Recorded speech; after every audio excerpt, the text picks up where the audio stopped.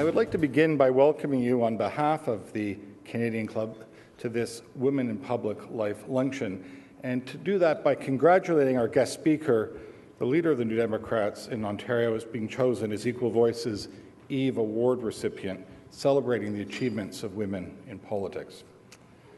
And Andrea, I can honestly say, after what you've been able to accomplish in the last month, you are a more deserving recipient than ever.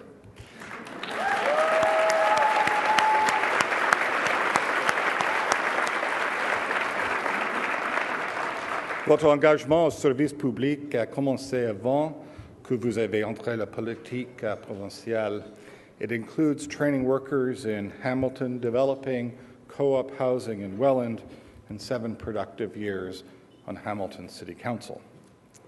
When the date of this lunch was planned, we could not have predicted how propitious it would turn out to be in the history of Ontario politics. You've been the leader, Andrea, of course, of the NDP for just over 3 years, led your party last October to its best showing in years, and now you've successfully walked through the minefield of budget negotiations with the McGuinty minority government. 2 spectacular accomplishments. But perhaps what is particularly noteworthy is that you've done this by being practical about what can be achieved in a time of restraint and economic uncertainty, whilst at the same time holding true to the principles that guided you to your election both as leader and in the general election last fall. Your commitment to those at the lower end of the economic scale, to the elderly, to those who need home care, has shone through in the changes that you were able to bring about in the budget. And friends, it's been a long time since we've had a minority government in Ontario and a budget, and seen a budget, if not rewritten, at least significantly modified. I think you deserve full marks for saying you're going to consult with Ontarians. Vous choisissez de faire les changements en vue d'ajouter de la valeur à la vie des gens de l'Ontario. Andrea Horwath, the leader of the New Democrats in Ontario, vous avez la parole. The Canadian Club podium, Canada's podium of record, is yours.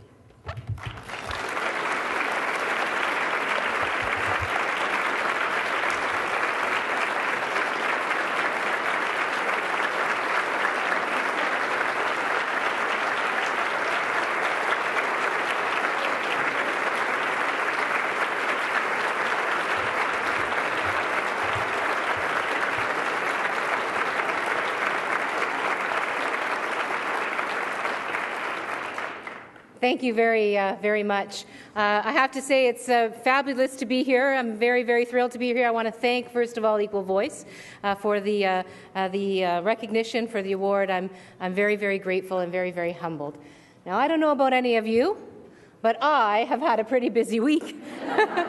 And it's only Wednesday. I just realized it's only Wednesday. It's an incredible pleasure and an incredible honor to be here with you today. I don't have to tell anybody in this room that women have come up against bullheaded attitudes in public life and in private life. Now, lucky for me, I come from Steeltown, right? In Steeltown, girls learn how to swing a sledgehammer at those glass ceilings. Attitudes are definitely changing. More female candidates are running and winning across the province and across the country. It was really good to see Alison Redford elected as Premier earlier this week. And I have to say, I was cheering for my NDP counterpart, Brian Mason, but that's okay. It was good to see Alison win. And it was good to see 2 women facing off in that election as well. I think that was a very, very important time in Alberta's history and in the country's history. And just as it's really good to see women leading political parties and governments, as was already mentioned, from coast to coast. I'm getting good at the former. I plan to work real hard to get at the latter pretty soon. I don't know how soon, though. There's no hint there in terms of when that might happen. You know, things are definitely changing in Canada. And I'm a big believer in change. And I think if I wasn't a big believer in change, I wouldn't be standing with you this afternoon. Over the last 3 years, as leader of Ontario's NDP, I've learned a lot about building consensus. I've learned that toughness is an essential quality for any leader, but so are compassion, empathy, flexibility. I've learned that being a woman in politics carries all the challenges of leadership and then some. I've learned not to dwell on double standards, even when I'm asked about my outfits and my hair as opposed to my opinion. And I've learned how to walk a very fine line and to speak out, even when some would prefer that I'm kept in my place.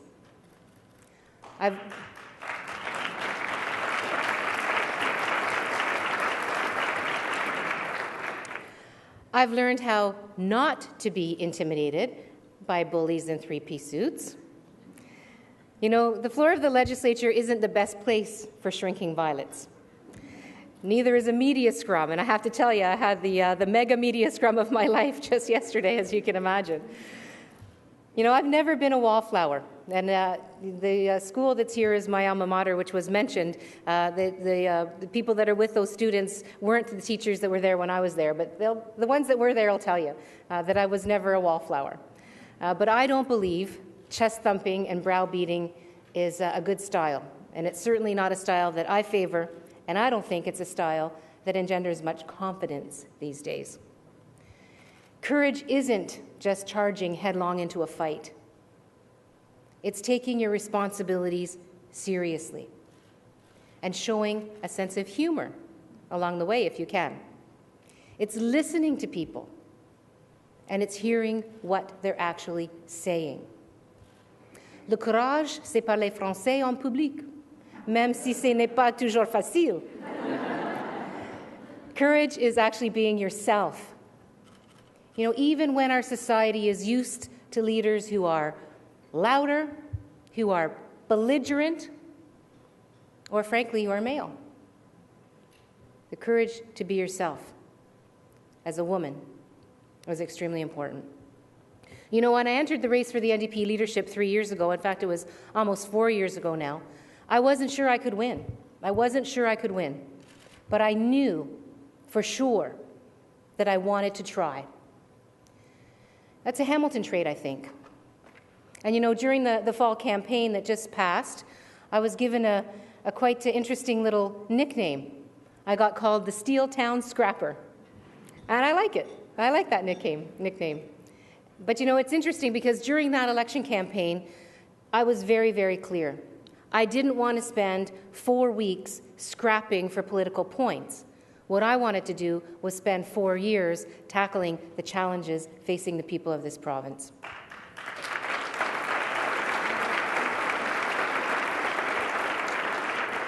Because I believe that the challenges that are facing the people of Ontario, facing the everyday folks who make this province work, are the challenges that are actually holding Ontario back.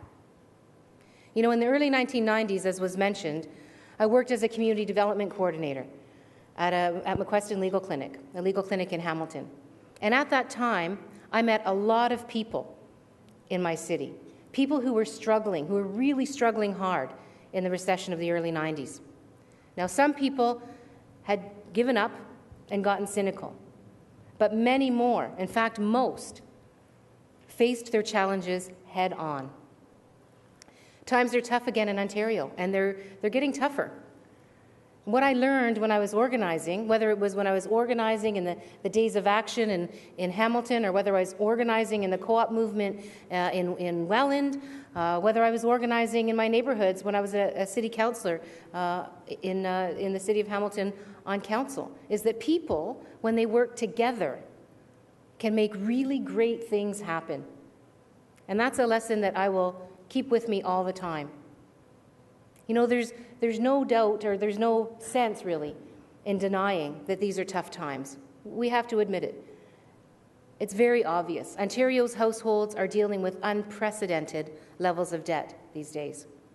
Unemployment remains stubbornly high. We were talking at our table particularly about unemployment for young people and how high that is and how challenging it is for them. You know, economists tell us that the crisis in Ontario's economy isn't in the corporate sector. Thanks to years of corporate tax reductions, Ontario's corporations have unprecedented levels of cash in reserve. It's households that are falling behind. And although some jobs have returned since the recession, I think you would all agree that the recovery has been very, very slow, and Ontario continues to fall behind. You know, our unemployment rate in this province is above the national average. The average paycheck in this province is actually shrinking, one of the only provinces in our country where that's happening. A recent poll showed that among Ontarians showed that they're the least optimistic, that the people in this province are the least optimistic about the Canadian economy and its recovery, with only about a third of the people believing that the economy is actually going to improve in the next year. The same survey shows that more than 1/4 are worried that someone in their household is going to be losing a job. But you don't need to look at polls to actually know that that's what's happening right now. I mean, I have the privilege of traveling a lot across this great province in the work that I do. When I travel to Windsor, across Northern Ontario, to communities like Malvern or Weston here in Toronto, or even my own hometown of Hamilton, people are having a very tough time. The growing gap between the super rich and the rest of us, it just doesn't hurt those at the lowest income levels. It hurts everyone, because our province's economy will not do well until Ontario's families are doing well. If Ontario's families keep falling behind, Ontario will continue to lag behind. You know, a few weeks ago, the people of Ontario, of course, were presented with a budget, no secret, and that budget, in our opinion and in my opinion, left families falling further behind. And I, along with the incredible group of women and men in my caucus who I have the privilege to serve with, had a choice to make. I knew we had to be responsible. That was the number one priority.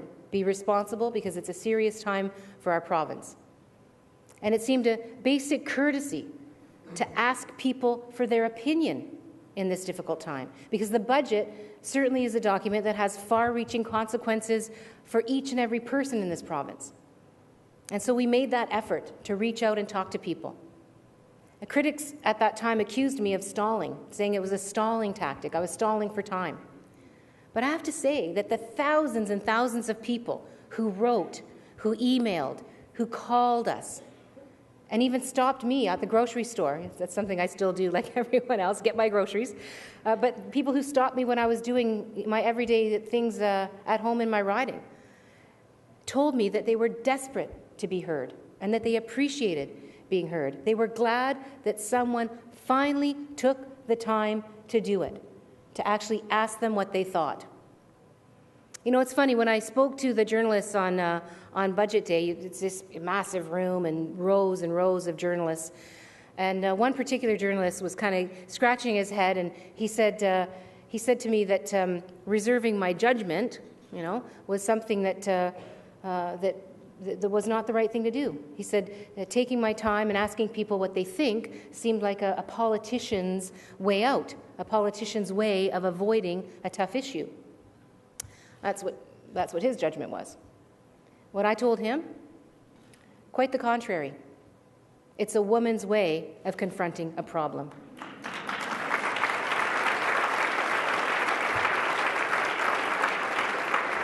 Now, that got a bit of a laugh for him and for the rest of the media in the room, but of course, I really wasn't joking. You know, during the last campaign, I spent a lot of time doing something quite different than the other leaders were doing. We call it Main Streeting. It was basically a way for politicians to meet people where they work, where they live, where they're carrying on their daily lives. I heard strong opinions, for sure, from all kinds of people around this province. But mostly, people appreciated the effort, that I bothered to get off the bus for more than just the photo op, but to actually chat with them on their terms. You know, even people who didn't plan to vote NDP, they told me so. And that's okay. Some journalists said that I had guts to expose myself like that to the electorate. To be honest, I think it's the least a politician can do. And I think that the look of surprise on people's faces when I did that said something quite stark. It told me that our political culture here in Ontario needs a heck of a lot of work, right? If people aren't used to having politicians actually talk to them, actually chat with them, engage with them, then we got a lot of work to do in Ontario when it comes to politics. It told me that people weren't used to seeing a political leader on the ground in a community. I aim to change that.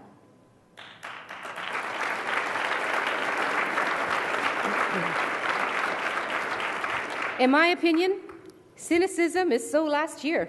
I'm bringing listening back. That's what I'm going to do. So when New Democrats reached out for input on the budget, Ontarians responded overwhelmingly, in huge numbers. People from all around the province, all around the political spectrum, took their time to share their views. We received heartfelt responses from longtime supporters and thoughtful comments from people who vote for the other parties. Even pleas from people who don't usually participate in the political process came across. And they all had one thing in common, regardless of who they were. They told us that the budget wasn't fair. Now, Ontarians understand that we're living in challenging economic times. Everybody understands that. And they're all willing to do their part. But they expect the burden to be shared equally by all. On their best advice, New Democrats pushed for change aimed at protecting healthcare, education, childcare, and people with disabilities, while encouraging job growth at the same time. We were instrumental in freezing the corporate tax rate to bring badly needed funds back to our Treasury, or to make sure we didn't continue to lose badly needed funds from our Treasury. And we advocated for fairer taxation because Ontarians agree with the idea that the most fortunate among us can afford to pitch in a little extra for vital services. Overwhelmingly, the people of this province believe that. And in that same spirit of fairness, we insisted on a cap on public sector CEO salaries and bonuses. Now, we got results, for sure. Not everything we asked for, though. We didn't get everything we asked for. And it's not everything that's needed. And everything we asked for isn't everything that's needed. But real positive change that will make a difference in people's lives is what we were able to achieve. Now, Dalton McGuinty talked about a marriage yesterday. I don't know if you heard that. Did you guys hear that? He talked about a marriage between them and us. But I got to tell you, I'm a single woman, and I'm pretty happy that way.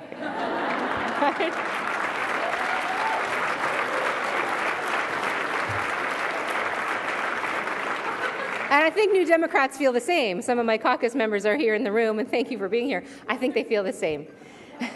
We definitely don't need a husband who doesn't listen, who doesn't share, and who generally puts themselves first. That's not the kind of husband we want. But unfortunately, that's what we've seen from this government over the past 6 months. Yesterday, my team and I decided not to force Ontario into an election that they didn't want. We decided to keep working in the legislature so we could deliver real results. We worked really, really hard for those results, and now we want them to be delivered. But we also are committed to working continuing to work against the bad decisions that this government is making. You know, people say that motherhood makes you more practical. Now, I don't know if that's true, but I do know that I really don't care about scoring those political points. I don't care about the games that go on in the legislature. Those kinds of things aren't important to me. I do care about getting real results for the working mom, for example, who needs daycare, real results for the nurse who's under-resourced in the ER, or the family that's coping with a lost job. And I know I can get real results by rolling up my sleeves and working together with others to make that happen. Now, New Democrats have serious concerns about the priorities of the Liberal government. There's no doubt about it. And we're going to continue to offer positive solutions, positive alternatives. And we're going to force discussion whenever we possibly can, because we need to. And that means we're going to be focusing on creating jobs, for example, by working with the job creators in this province, instead of giving corporate giveaways, tax giveaways, and privatizing job-creating infrastructure in this province. It means a balanced approach, not short-sighted, knee-jerk, reckless cutbacks. It means focusing on people instead of on ourselves. Now, we're going to continue to hold the government to account, and we're going to continue to bring Ontarians' priorities to the floor of the legislature. I believe in bringing back fairness into politics. I believe bringing people back into the political realm is the important thing to do. I believe in putting people first at all times. Il faut mettre les gens en avant. And from what I've been hearing, that's exactly the kind of change that people want and the kind of change that they appreciate. It can be challenging, but change is definitely worth fighting for. And I know organizations in this room, women in this room, Equal Voice, the Canadian Club, all agree with that one thing, that change is definitely a challenging thing, but it is worth fighting for. And we should celebrate our progress. We should always be celebrating our progress, whether it's big or small. You know, in last October's election, Ontarians sent 30 women from across the province and the political spectrum to represent them at Queen's Park. That's a fantastic achievement.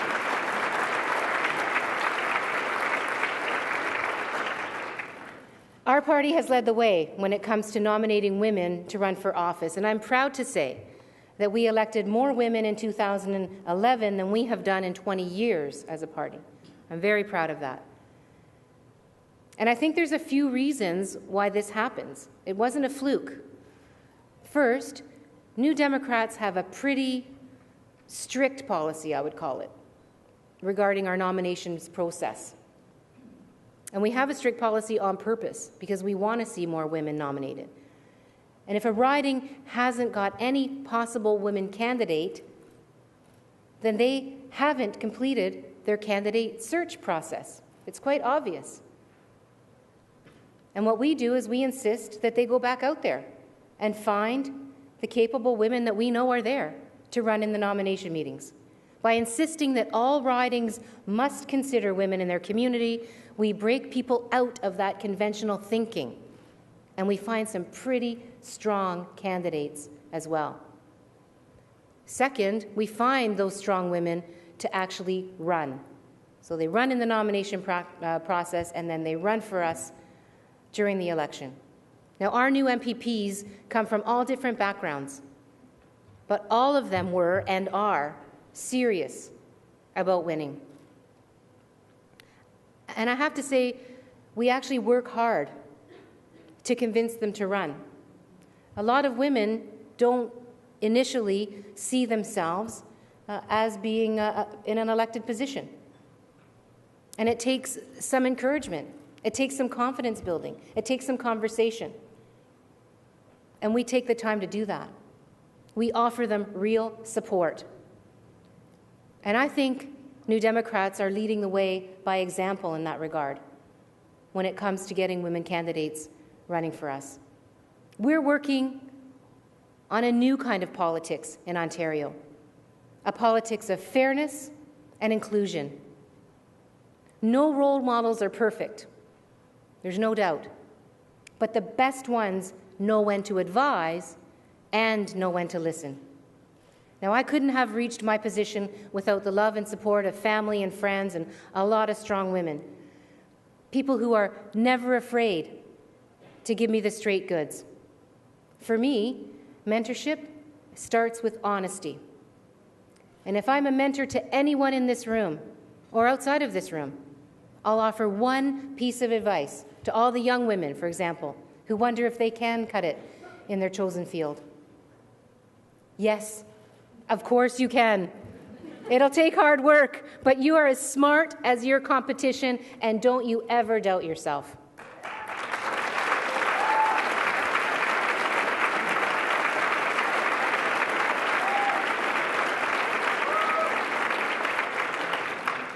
So things are changing in Canada, and I'm a big believer in change. Together, we can make our voices heard. Together, we can make our voices equal. Thank you very much, everyone. Thank you.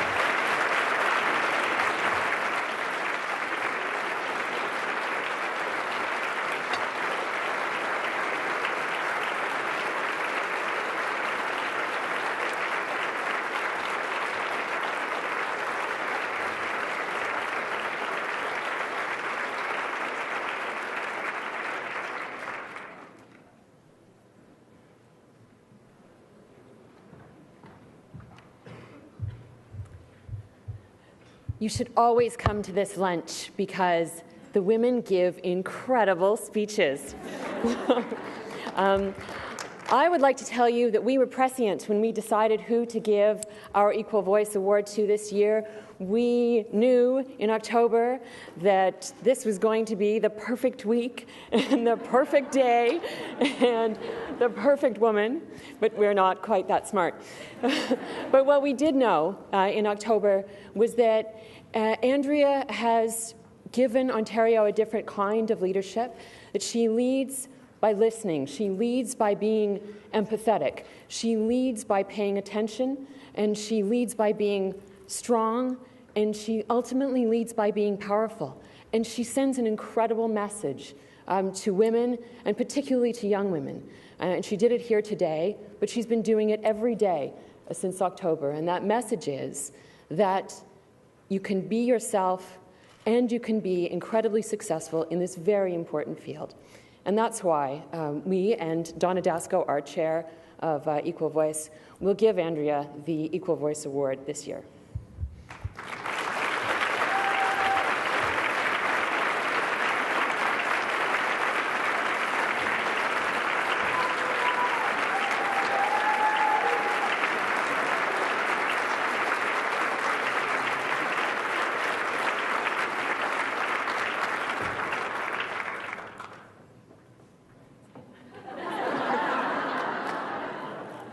Guy always wants to get in the shot.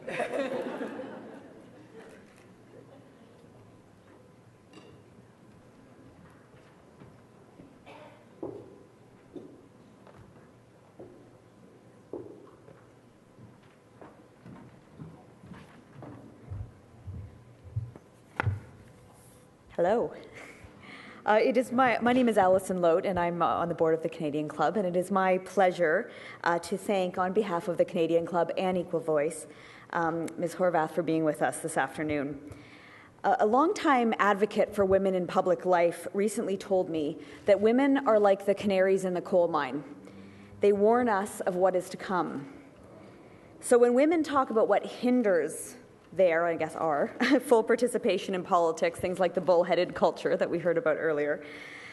Really what they're doing is pointing out what prevents a more complete engagement of all citizens in our public life and in our democratic process.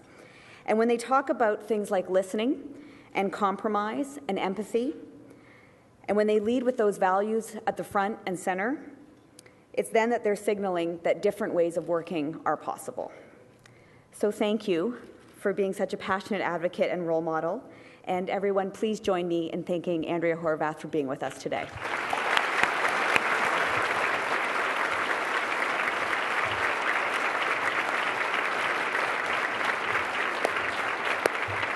Alison, thank you very much.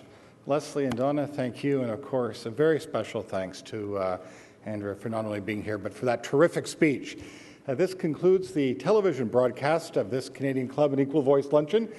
We'd like to continue to thank Rogers Television and 680 News for their support of all of our club activities. And with that, this lunch is now adjourned. Thank you so much for being with us today.